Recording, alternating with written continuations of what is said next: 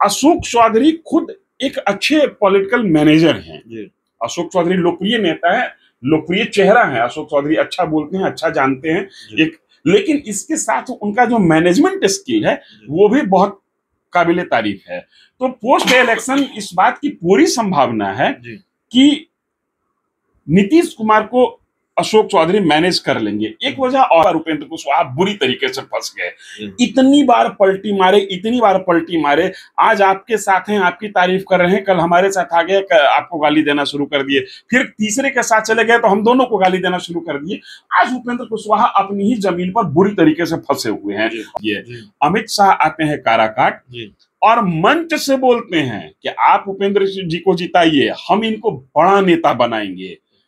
ऐसा बोलने का जरूरत क्या? कौन सा नेता है जिसको आप छोटा नेता बनाइएगा?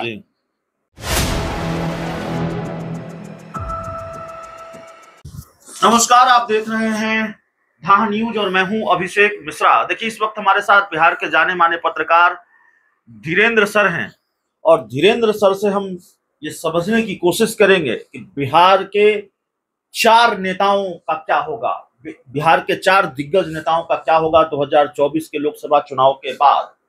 अशोक चौधरी की हम बात करेंगे, हम उपेंद्र कुशवाहा की बात करेंगे, हम चिराग पासवान की बात करेंगे और हम बात करेंगे जीतन राम मांझी की।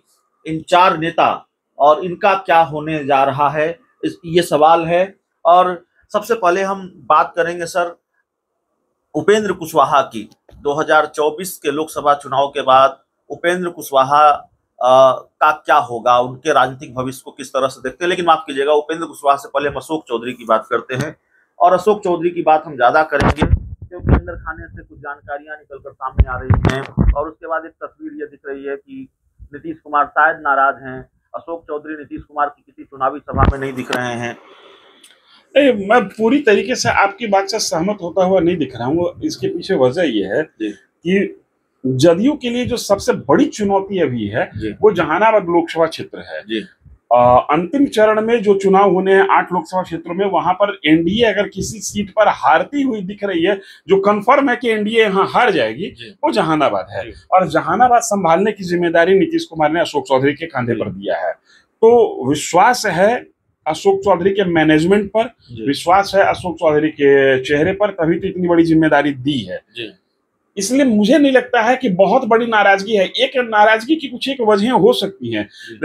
जो पिछली बार जैसे अशोक चौधरी की बेटी समस्तीपुर से चुनाव लड़ी लोजपा के टिकट पर, तो मूल तौर पर यही जो राजनीतिक गलियारों में चर्चा चल रही है कि इससे नीतीश कुमार नाराज हैं। लेकिन गौर कीजिएगा, नीतीश कुमार समस्तीपुर गए चुनाव प्रचार करने और कायदे से चुनाव प्रचार किया। ये भी नहीं है कि एक बार जाके कोरम पूरा कर दिया।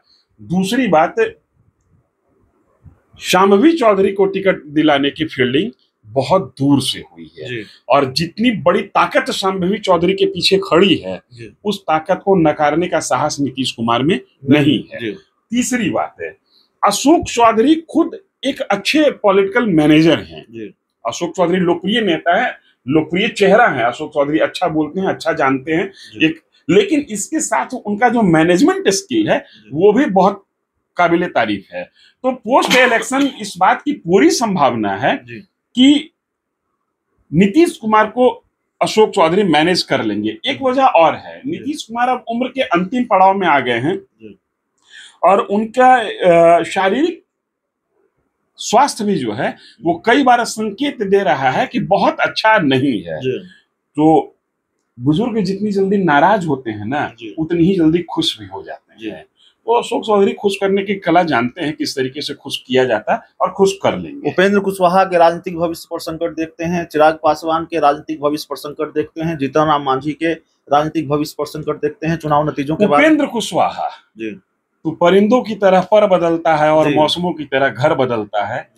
तेरे सफर में कोई साथ कहां तक दे, तू अपनी चाल बराबर बदलता है। पहली बार उपेंद्र कुशवाहा बुरी तरीके से फंस गए।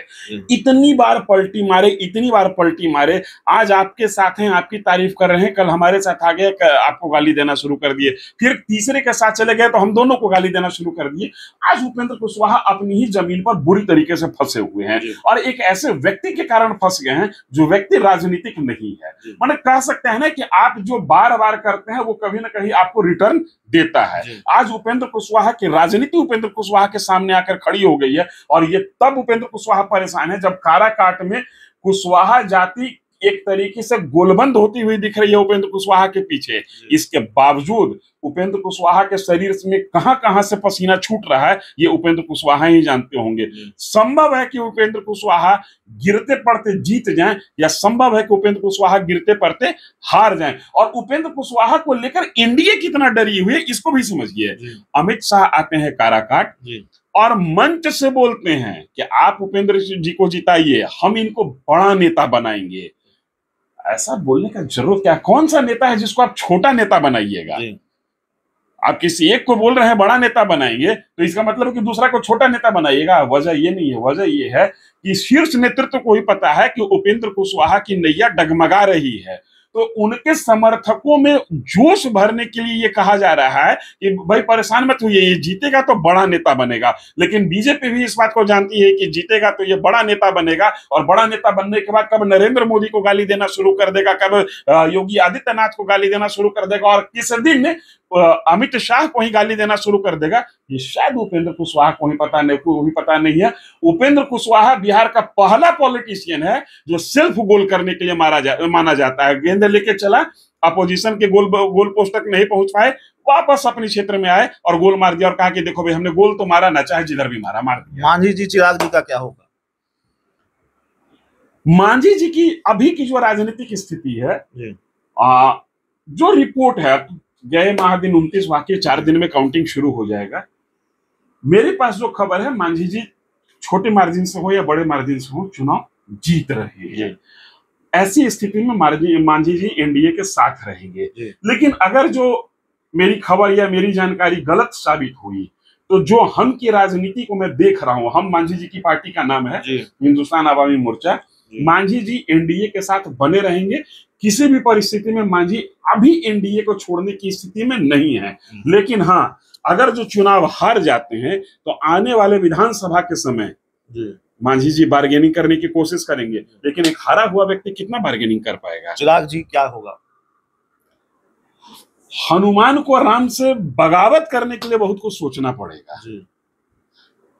हनुमान को राम से बगावत करने के लिए बहुत सोचना पड़ेगा। कलयुग है, शायद बगावत कर दे, लेकिन रामायण की महत्ता और रामायण का आदर्श कलयुग में भी आम आदमी की नजर में उतना ही महत्वपूर्ण है जितना सतयुग में हुआ करता था। अगर ये बगावत कर भी दे तो जनता स्वीकार नहीं करेगी। इशारों को समझो, चिराग पासवान को किसी भी स्थिति में एनडीए के साथ रहना ही होगा, दूसरा कोई विकल्प नहीं है।